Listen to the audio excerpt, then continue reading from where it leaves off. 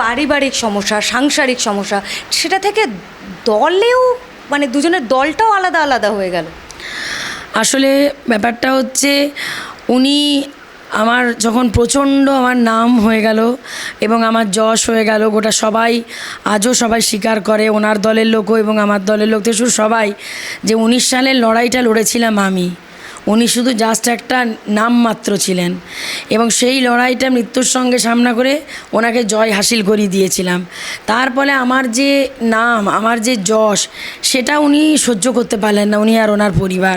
আমার উপর নির্যাতনটা আরও বাড়তে থাকলো এবং সর্বোপরি আমি একটা বর্ণও মিথ্যে বলিনি, জানেন তো।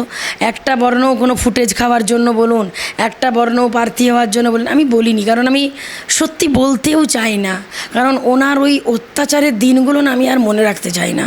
আমার ট্রমাটাইজ লাগে, ভয় লাগে, বিয়ের কথা শুনলে ভয় লাগে। উনি কিন্তু বারবার বেশ বিয়ে করে চলেছেন, প্রতি বছর ভোট আসলে দল বদল করেন, এবার লোকে বলছে বউ বদল করেছেন। একদমই আপনি একটা বিষয় বললেন, শুধু এটা কিন্তু ব্যক্তিগত সম্পর্ক নয়, তার মধ্যে একটা রহস্যের গন্ধও আপনি তুলে ধরলেন। কোথাও গিয়ে ওনার বর্তমান স্ত্রীর প্রাক্তন স্বামীর মৃত্যুর পিছনে বলছেন যে এটা সৌমিত্রবাবুর হাত থাকতে পারে। দেখুন, সেটা তো ভিজিলেন্স হোক, ফরেনসিক তদন্ত হোক, এটা আমি বলবো বারবার করে, কারণ খুবই রহস্যজনক। তাদের এই অবৈধ সম্পর্কটা শুরু হয়ে গেছিলো ওনার স্বামী বেঁচে থাকতে থাকতেই, যেটা ওনারা অস্বীকার করেন। ওনারা, কারণ স্বাভাবিক, মিথ্যে তো বলবেনই, এটাই স্বাভাবিক, কারণ অবৈধ সম্পর্ক স্বীকার করবেন, এটাই স্বাভাবিক। কিন্তু ওই লোকটি ছিল বিজেপির জেলা প্রেসিডেন্ট আর ইনি ছিলেন বিজেপির এমপি। মহিলাটি কোনো কাজকর্ম করতেন না, ঠিক আছে, কিন্তু হঠাৎ করে বিজেপি জেলা প্রেসিডেন্ট আবার ঘোষিত হলেন এনার এমপি হওয়ার মধ্যে মাত্র 4.5 মাসের মধ্যে অদ্ভুতভাবে গাড়ি অ্যাক্সিডেন্টে রহস্যজনক মৃত্যু বহরমপুরে। এবং তারপরে তাদের মানে এতটাই মেলামেশা বেড়ে গেল, এতটাই তাদের মানে কি বলবো, মানে উদ্দাম নৃত্য বেড়ে গেল, মানে উচ্ছ্বাস বেড়ে গেল। মানে এটা তো পরিষ্কার বুঝিয়ে দিচ্ছে যে রহস্য আছে এবং দুয়ে দুয়ে চার ব্যাপার আছে। তো আমি একটাই কথা বলবো, পাপ ছাড়ে না বাপকে। যারা পাপী তাদের বিচার হবেই, কারণ ফুর্তি বেশি দিন স্থায়ী হয় না, মানুষের সততাই স্থায়ী হয়। সুজাতাদি, প্রথমেই যে বিষয়টা আমি তুলছিলাম যে সাধারণ মানুষকে কি করে বোঝাবেন, বিজেপি প্রচার করলেন, এখন তৃণমূলের প্রচার করলেন, মানুষ গ্রহণ করবে? মানুষ তো গ্রহণ করেছেই বলেই না এই সদ্য সমাপ্ত জেলা পরিষদের নির্বাচনে এত ভোটে জিতেছি, কর্মাধ্যক্ষ হয়েছি। মানুষ বিশ্বাস করেছে, ভালোবেসেছে বলেই না এত বড় একটা লোকসভার প্রার্থী হয়েছি।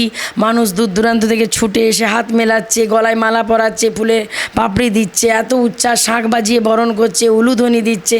তাহলে এটাতে কি বিশ্বাস হয় না যে মানুষ আমাকে শুধু বিশ্বাস করেনি, মানুষ বিশ্বাস তো করেইছে 100%, তার সাথে ভালোবেসে ঘরের মেয়ে হিসেবে বুকে আগলে নিয়েছে।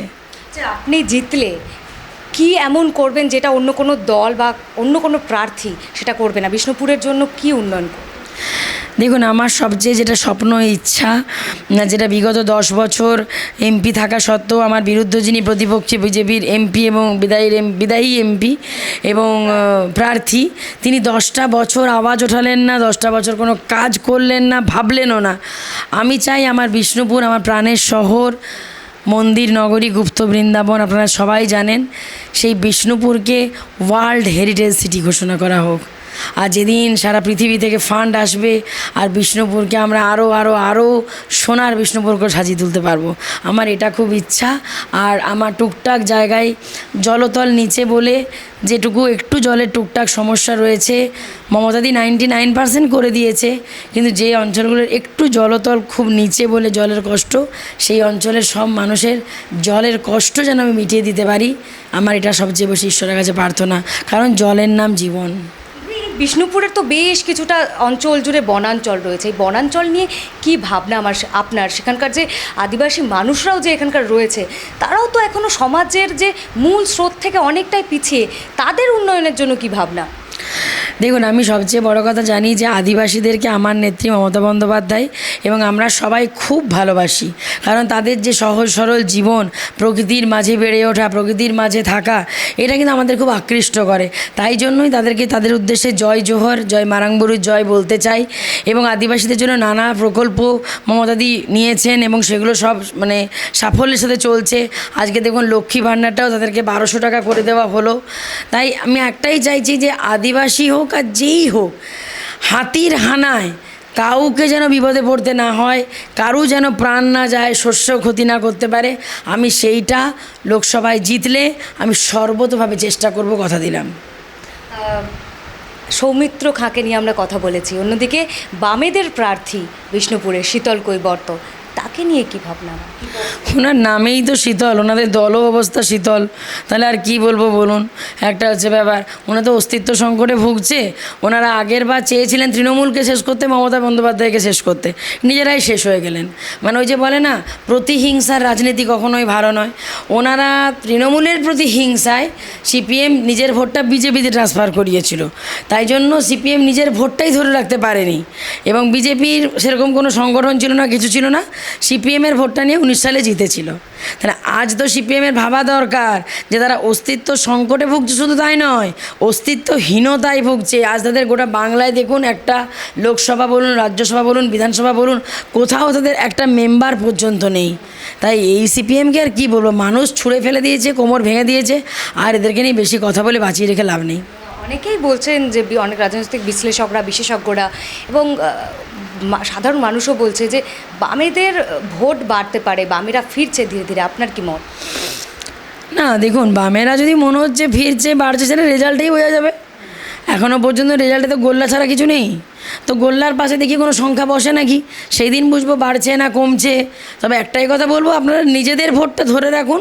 বামফ্রন্টকে বলছি, আপনারা তৃণমূলের পিছনে বাঁশ দিতে যেয়ে বিজেপিকে ভোটটা দিয়েছিলেন, আর যতদিন বিজেপি করেছি তার অভিজ্ঞতা থেকে বলছি, বিজেপির সবচেয়ে বড় শত্রু হচ্ছে কমিউনিস্টরা। ঠিক আছে, তাহলে সেই কমিউনিস্টরা যদি মনে করুন মমতা বন্দ্যোপাধ্যায়ের পেছনে লাগার জন্য মানে বিজেপিকে সাপোর্ট করে, তাহলে ওনারা তো এমনিই অস্তিত্বহীনতায় ভুগছেন, শেষ হয়ে গেছেন, পুরো মুছে যাবেন। তাই তাদেরকে আমার একটাই বার্তা, যে সিপিএমকে আপনারা নিজের ভোটটা নিজেরা ধরে রাখুন। বামেরা তাদের ইস্তেহারে, ভোটের ইস্তেহারে প্রকাশ করেছে যে জিডিপি থেকে 5% তারা স্বাস্থ্যের খাতে বরাদ্দ করবে। কি মনে করেন আপনি এই নিয়ে? স্বাস্থ্য খাতে কি এই খরচটা করা উচিত? এবং আপনি যদি জেতেন পার্লামেন্টে গিয়ে কি এই নিয়ে কোনো লড়াই করবেন? না, নিশ্চয়ই লড়াই করবো। আমি একটাই কথা বলবো যে দেখুন, সবচেয়ে বড় কথা হচ্ছে আজকে আপনি যেটা বলছেন, মানে আপনার প্রশ্নটা জিডিপি ছিল। দেখুন, জিডিপি যে পরিমাণে মুদ্রাস্ফীতি গোটা ভারতবর্ষ জুড়ে চলছে, এটা তো ধরুন কেন্দ্রীয় সরকার করেছে। কেন্দ্রীয় সরকার মানুষের প্রতি যে বঞ্চনা, যে অবহেলা, যে অসম্মান, এবং দিনের পর দিন এমনভাবে পেটে মারার ভাতে মারার চেষ্টা করে চলেছে, এবং মুদ্রাস্ফীতির হারটা ভয়াবহ লেভেল হয়ে যাচ্ছে এই বিজেপির আমলে। এগুলো তো বিজেপিকে বন্ধ করতে হবে, আর ওনারা বন্ধ করবেন না, এটা মানুষ বুঝে গেছে। তাই 24-এ মানুষ ঠিক করে ফেলেছে যে বিজেপিকে কেন্দ্রীয় সরকার থেকে উৎখাত করতে হবে। আর মমতা বন্দ্যোপাধ্যায় বুক দিয়ে মানুষকে আগলে রাখছেন।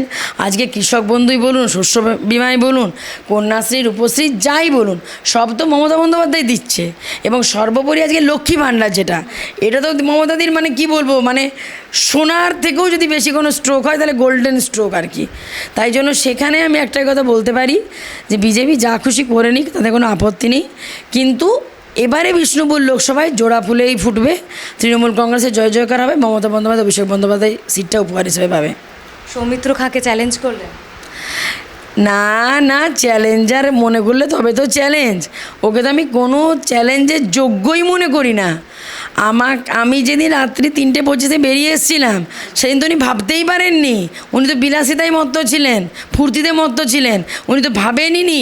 এবং যে অত্যাচারটা আমার উপর করেছিলেন, মানসিক নির্যাতন, ভাবতে পারেন যে আমি আছি তা সত্ত্বেও এই মহিলাটিকে নিয়ে থাকা শুরু করেছিলেন, একসাথে লিভ ইন করা শুরু করেছিলেন। তাহলে কতটা নির্লজ্জ একজন সাংসদ হতে পারে? অথচ মানুষকে জিজ্ঞাসা করে নিন যে এই সব অঞ্চলের মানুষরা তাকে বিগত 5 বছরে কবার দেখেছে, মানুষরা তাকে পাশেই পায়নি। মানুষ এবার ঠিক করে নেবে, আমার এটাই বিশ্বাস। সেটা হিন্দু, মুসলিম, খ্রিস্টান, ব্রাহ্মণ, বাউরি, বাগদি, যেই হোক, যে আমাদের এই মহামূল্যবান একটি করে ভোট, এটি আমাদের তৃণমূল কংগ্রেসকেই দেওয়া উচিত, বিজেপি, সিপিএম, কংগ্রেসকে নয় নয় নয়। একটা প্রশ্ন আমি করতে চাই। স্কুল ফেরত দুটি মেয়ের সঙ্গে আমরা কথা বলছিলাম যে কন্যাশ্রীর টাকা, এবং এখানে কন্যাশ্রীর টাকায় বিয়ে হচ্ছে না পড়াশুনো হচ্ছে, এই বিষয়টা জানার জন্য। তাদের বক্তব্য অনেক মেয়েরই ক্লাস 6 থেকে বিয়ে হয়ে যাচ্ছে। কন্যাশ্রী তো দেওয়ার পরিকল্পনাই ছিল বিয়ে রোখার জন্য, বাল্যবিবাহটা রোখার জন্য, কিন্তু কই, তাহলে কি কন্যাশ্রী ফেল? না না না, কন্যাশ্রী সত্যিই কন্যাশ্রী, কারণ আমাদের বাংলার কন্যাশ্রী হচ্ছে মমতা বন্দ্যোপাধ্যায়। আর সেই মমতা বন্দ্যোপাধ্যায় স্বপ্নের প্রকল্প, এটা কখনো ফ্লপ হতে পারে না, লস হতে পারে না। দেখুন, কিছু ব্যক্তিগত মানুষের সবসময় পেছনে লাগাটা স্বভাব হয়ে থাকে, কুরুচি করা স্বভাব হয়ে থাকে। তারা তো স্কুলের ছাত্রী, তারা স্কুলের স্টুডেন্ট, তাদের আমরা জিজ্ঞাসা করেছি, তাদের থেকে জানতে চেয়েছি যে এখানকার পরিস্থিতিটা কেমন। তারা বলছে যে ক্লাস 6-এ পড়াকালীন মেয়েদের ক্লাস 8-এর মধ্যে 10-15 জনের বিয়ে হয়ে গেছে। বাল্যবিবাহ রুখতে কি সফল হয়নি তৃণমূল সরকার? বাল্যবিবাহ আপনি ভালো করে যদি গোটা বিষ্ণুপুর লোকসভায় খোঁজ নেন, বাংলাতেও খোঁজ নেন, বাল্যবিবাহ এখন প্রায় আমাদের বাংলাতে বন্ধের পথে। বিষ্ণুপুর লোকসভাতে তো আপনি খুঁজেই পাবেন না। কারণ এই যে কন্যাশ্রীর টাকাটি বা এই যে রূপশ্রীর টাকাটি, দুটি 50,000 টাকা, এবং বাড়ির মায়ের হাতে লক্ষ্মী ভাণ্ডারে এই যে 1,000 টাকা করে ঢুকে যাচ্ছে, 1200 টাকা করে, এটার ফলে আগে যেটা একদম হতদরিদ্র পরিবারের মা বাবারা ভাবতো মেয়ে জন্মের কবে বিয়ে দেবো, আজ কিন্তু সেই মা বাবারাই বলছে আমার মেয়েকে পড়াবো, ডাক্তার বানাবো, ইঞ্জিনিয়ার বানাবো, আইএস অফিসার বানাবো, টিচার বানাবো, এসব বলছে। তাহলে আপনি বুঝতেই পারছেন যে বাল্যবিবাহ বন্ধ হয়েছে বলেই এটা হয়েছে। আর দেখুন, একটা ইতিউতি ঘটনা, সেটা তো আপনার মানে উদাহরণ, সেটা তো আপনি বাস্তব বলতে পারবেন না। কিন্তু মমতা বন্দ্যোপাধ্যায়ের এই কন্যাশ্রী রূপশ্রী, এটা মানে বিশাল, মানে একটা কম বয়সে বিয়ে ঠেকার একটা বিশাল অস্ত্র হয়েছে। মেয়েদের পড়াশোনা করতে একটা বাধ্য করা হচ্ছে। এটা খুব ভালো প্রকল্প, মানে খুবই ভালো প্রকল্প। আর সবুজ সাথী যে সাইকেল দেওয়া হয়, আমরা দেখলাম মেয়ে দুটি সাইকেল নিয়েই ফিরছে, কিন্তু সবুজ সাথীর সাইকেল নয় সেটা। এবং আমরা জিজ্ঞাসাও করেছি যে সবুজ সাথীর সাইকেল নয় কেন, বলছে বাড়িতে আছে, আমরা যখন দিয়েছিল তখনও চড়ে আসতে পারিনি, এতটাই খারাপ অবস্থা যে হেঁটে হেঁটে আসতে হয়েছে। দেখুন, একটা কথা বলি, সবুজ সাথীর সাইকেল তো এত মানুষ চড়ছে। সবচেয়ে হাস্যকর কোথায় লাগে জানেন? সবুজ সাথীর সাইকেলে চড়ে বিজেপির কর্মী বিজেপির প্রচারে যাচ্ছে, দেয়াল লিখন করছে। এটা সবচেয়ে হাস্যকর, লজ্জার লাগে যে দিদির দেওয়া সবুজ সাথীর সাইকেলটা চেপে সেই সাইকেলে চেপে পড়ে বিজেপির দেয়াল লিখন করছে, বিজেপির কাছে যাচ্ছে। এতটাই তাদের নির্লজ্জতা। এবং সর্বোপরি আজকে একটা জিনিস দেখুন, ভেবে দেখতে হবে, মমতা বন্দ্যোপাধ্যায় কিন্তু সবার জন্য সব জিনিস দেন, কিন্তু আলাদা করে কোনো ভাগ বাটোয়ারা কিছু নেই। তাহলে আজকে মানুষ ঠিক করে নিয়েছে যে ভোটটা কোথায় দেবে, কেন দেবে, কী জন্য দেবে। আর সেটা আমার পূর্ণ বিশ্বাস, মানুষ মমতা বন্দ্যোপাধ্যায়ের উন্নয়নের পক্ষে ভোট দেবে, জোড়া ফুলে ভোট দেবে, এবং নিজেদের অধিকার রক্ষার লড়াইতে নিজেরাই লড়বে, এটা আমার বিশ্বাস। আর একটা বিষয়, বিষ্ণুপুরে তো কর্মসংস্থানেরও খুব ক্রাইসিস। সাধারণ মানুষের সে অর্থে কর্মসংস্থান নিয়ে আমরা সাধারণ মানুষের সঙ্গে কথা বলছি, অনেকেই বলছে তাদের দৈনিক তাদের যে আয় 200-250 টাকা। এখন এই যে মুদ্রাস্ফীতির কথা বলছিলাম, যেভাবে দিন দিন মূল্যবৃদ্ধি হচ্ছে বাজারের জিনিসপত্রের, কী করে সংসার চলবে তাদের? দেখুন, আপনারা কিছু ব্যবস্থা কিছু ভাবছেন যে সাধারণ মানুষের কর্মসংস্থানের কোনো চেষ্টা, কোনো শিল্প? না, দেখুন, আমরা তো সবসময় মানে মমতাদির সৈনিকরা সবসময় মানুষের পাশে আছি।